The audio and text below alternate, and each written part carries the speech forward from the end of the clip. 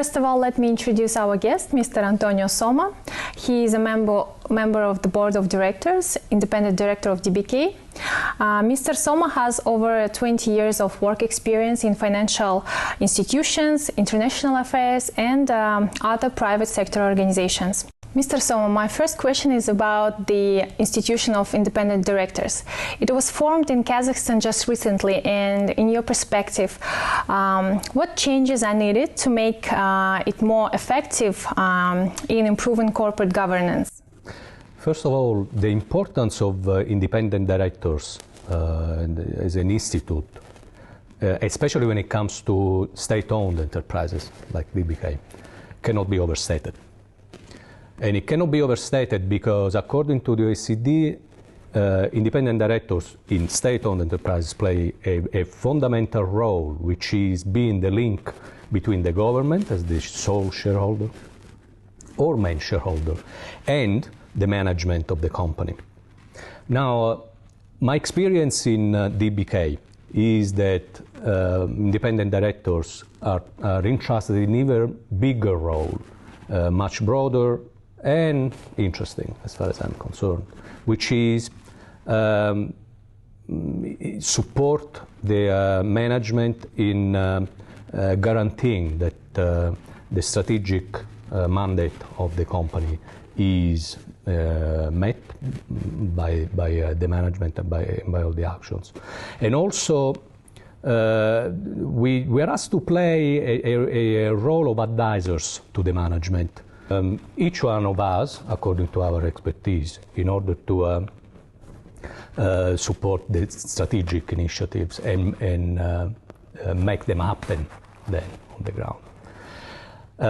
Now, when it comes to changes to the Institute, as you said, it's an institute that is relatively recent in the country. Therefore, from my perspective, it's still a bit too early to speak about changes. It should work for a few years, and then after a few years, assess whether there are adjustments or more fundamental changes need to be done. I would say that from my perspective, my experience so far so good. But one suggestion I feel like providing is that Kazakhstan continues and even deepens the participation in OECD stock takings into the Institute of Independent Directors, especially when it comes to corporate governance of state-owned enterprises. And this is because this will help the country ongoing have a comparison with OECD members, but also non-OECD members who participate in those stock takings, and also to keep abreast of the latest innovations when it comes to generally corporate governance for state-owned enterprises. And what does it mean for you personally to be the independent director of DBK?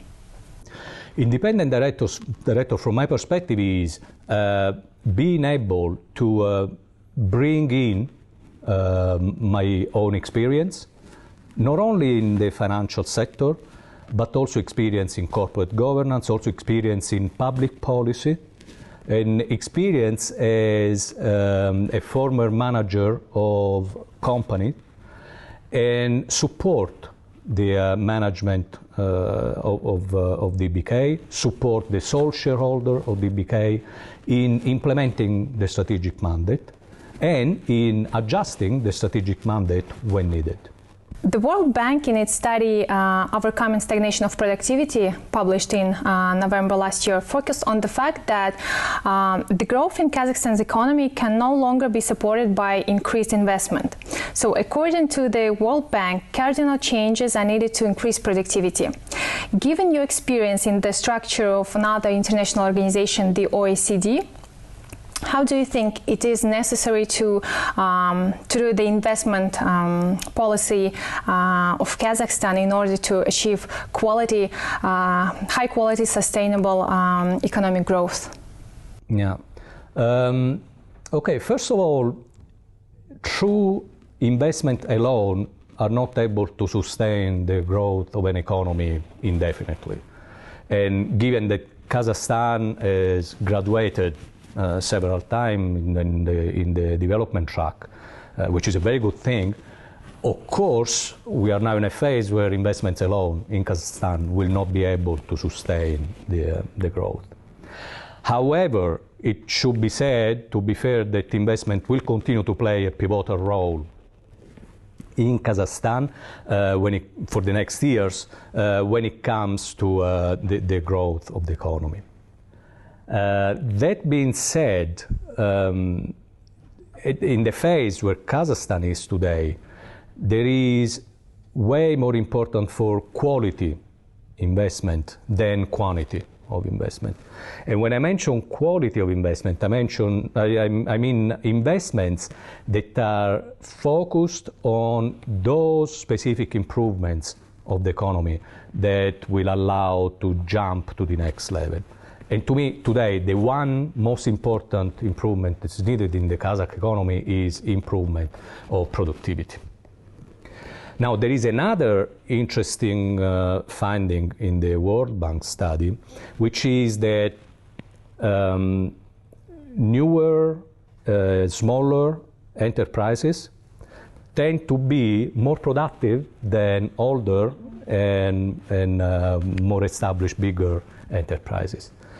And this tells us that when speaking about quality of investments should be directed not necessarily into smaller and newer enterprises, but into the productivity transformation, expansion of ventures.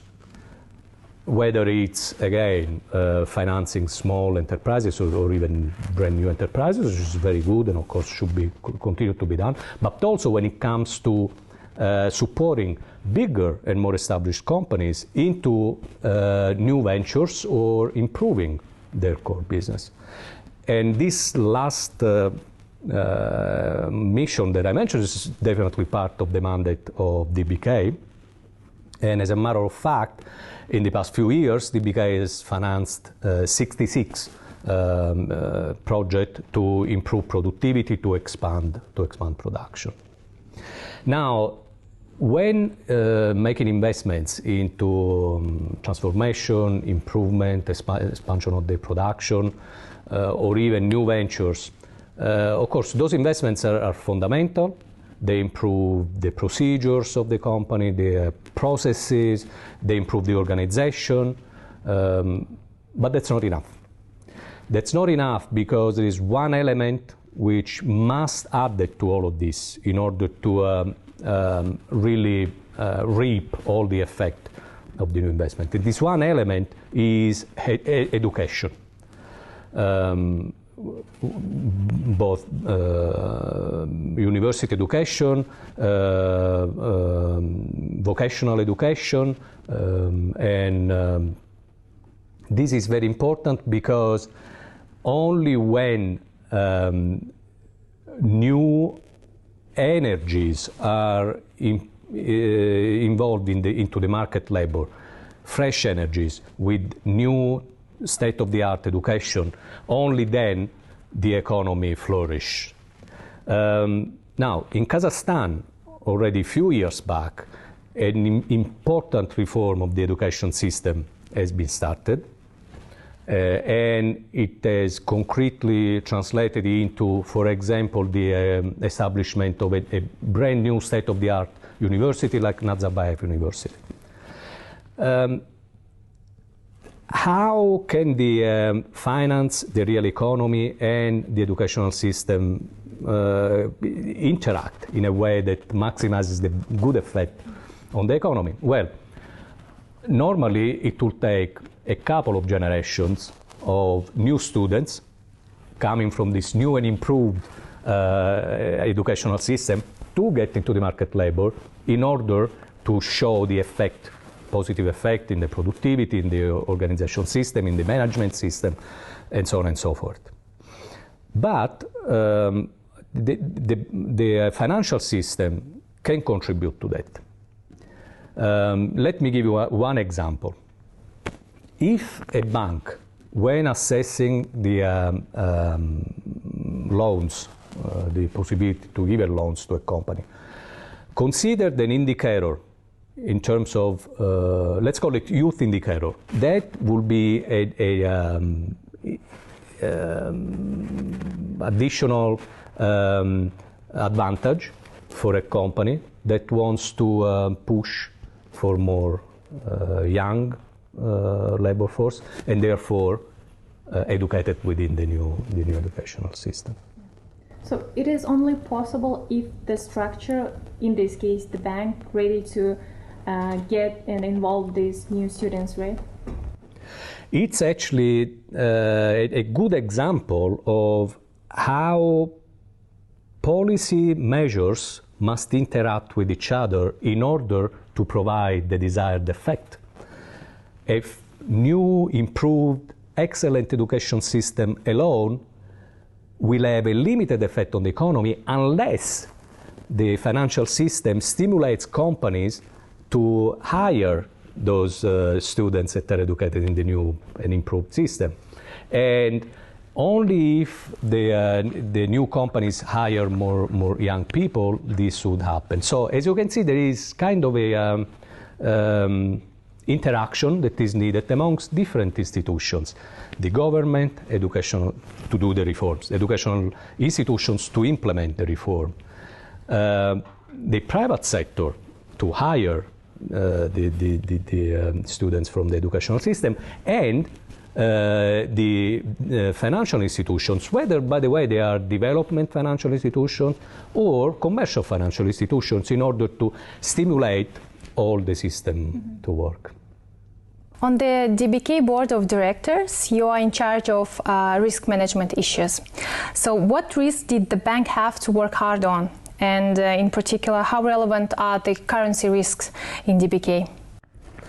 First of all, the management board of DBK is in charge and fully monitoring all the issues regarding risk and the other operational issues of the company.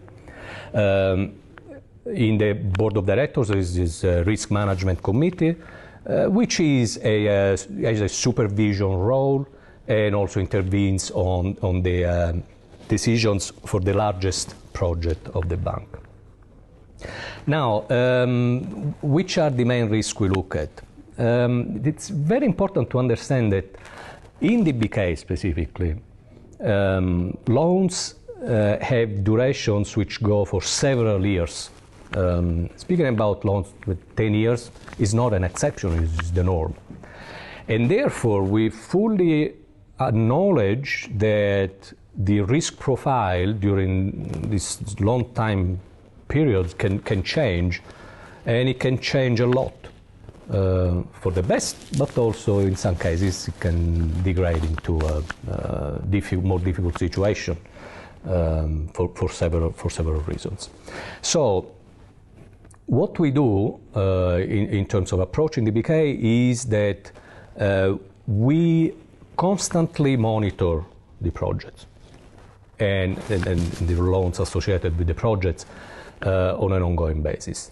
And when we do this to assess how the project continues to be viable in terms of economic fundamentals, and therefore how the project is able to repay the loan.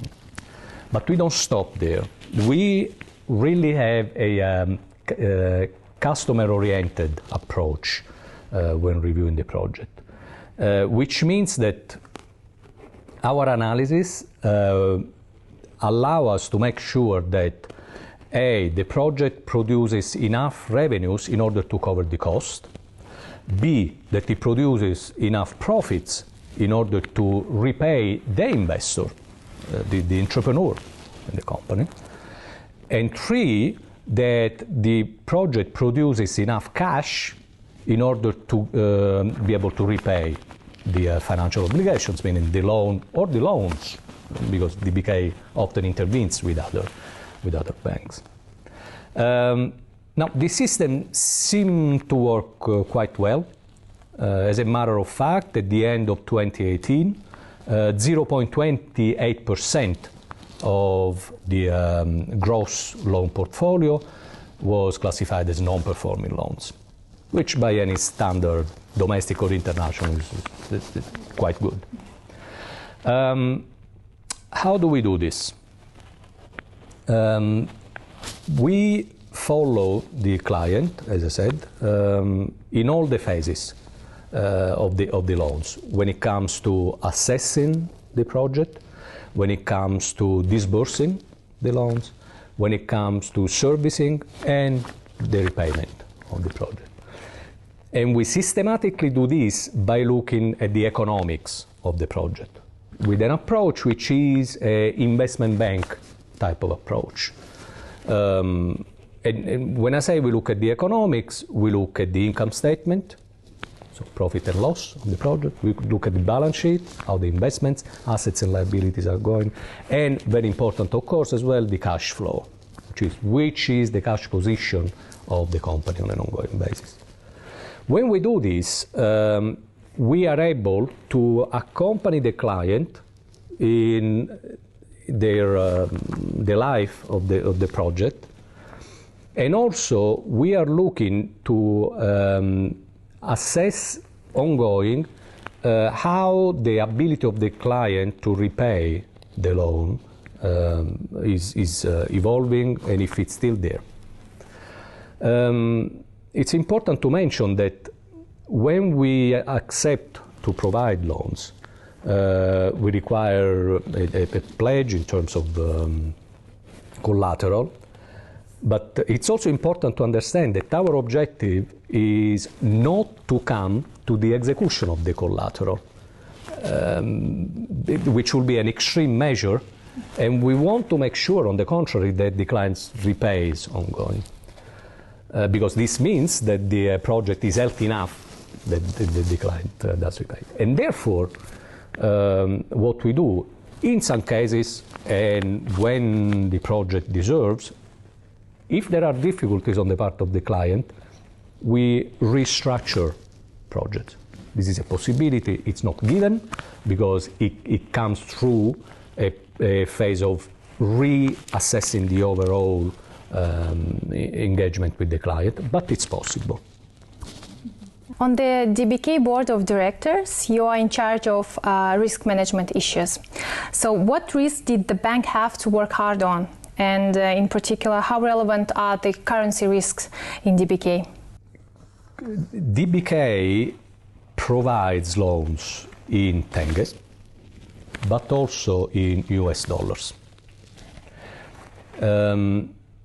Now, it's important to state that in the past few years, we systematically provide loans in US dollars or in foreign currencies in that respect, but mainly in US dollars in terms of currency, only when the revenues of the client are totally or mainly in US dollars. This because if that's the case, then those revenues in US dollars will be a implicit shield against the fluctuation of the currency. It's not always been like that. There used to be loans provided in USD, also in situations where the revenues of the client were not in US dollars, or there were situations where the revenues of the clients over time became less US dollars and more tenges.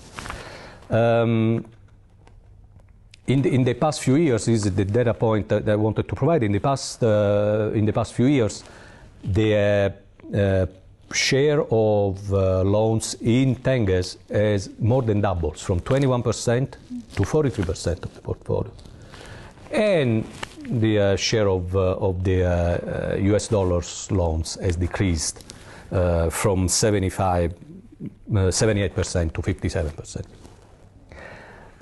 Now, it's happened that following the devaluation of the tenge, some companies that had loans in USD but not revenues or not enough revenues to shield against the fluctuation, they had difficulties because they found themselves in a situation where the amount of tenge equivalent of the loan was much higher.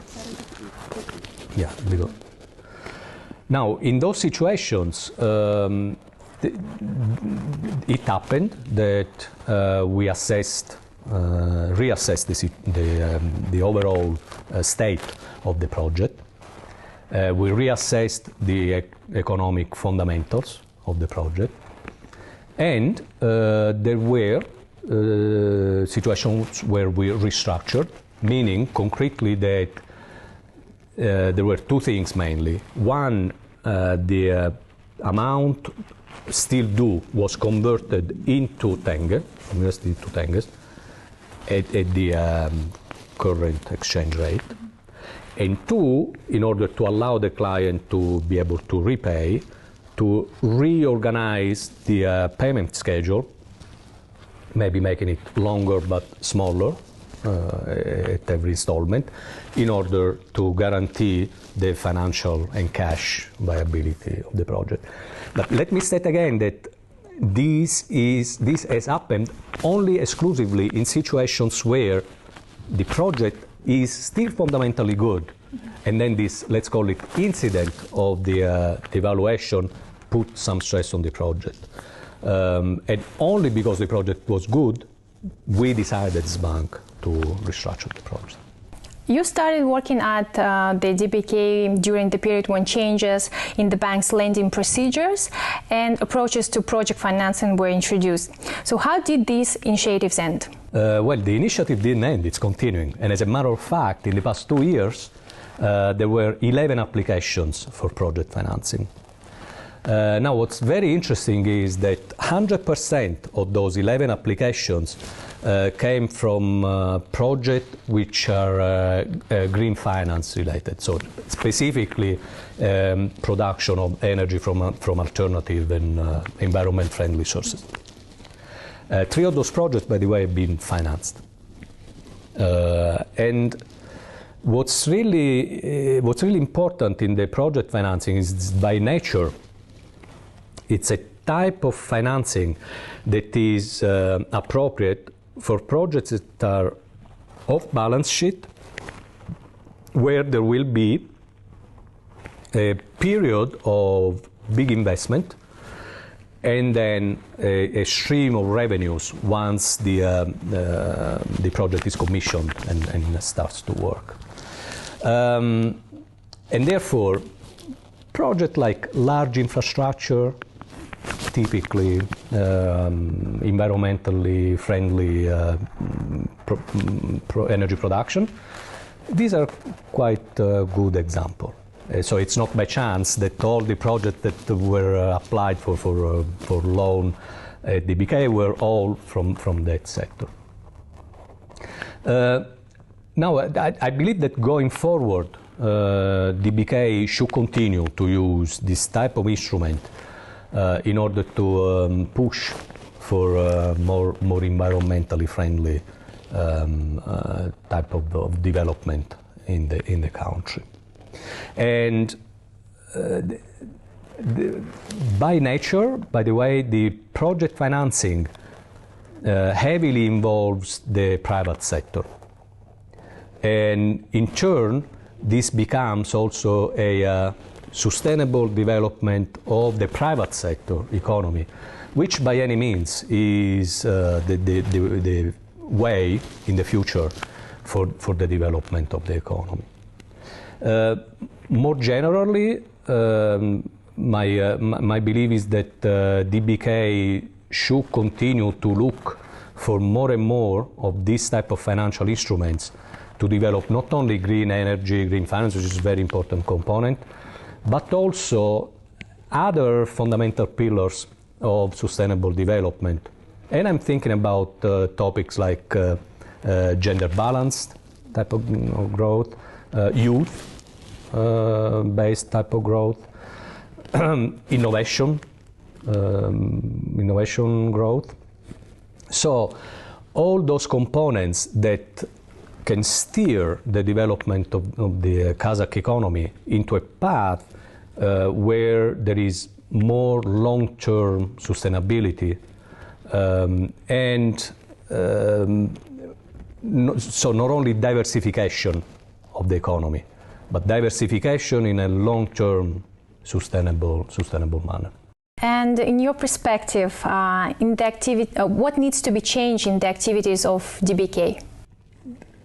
DBK doesn't have to change fundamentally. I mean, DBK has been created as a tool for development, diversification and development of the economy. And as of today, that initial idea has translated into an excellent tool, meaning that DBK has a very strong team, high level education, often with international educational background and or international work experience. Two, there are the procedures in the company that allow to assess, administer and manage loans for the diversification of the economy. And three, there is a strategic plan that is not only approved, of course, by the board of directors, but it's fully supported by the sole shareholders and the government. So I would say all the elements are there for DBK. So to your question, I don't see need to change. Eventually, what I would like to contribute on is use this excellent tool in order to more and more support the sustainable development of the country. Mr. Somma, thank you so much for the interview.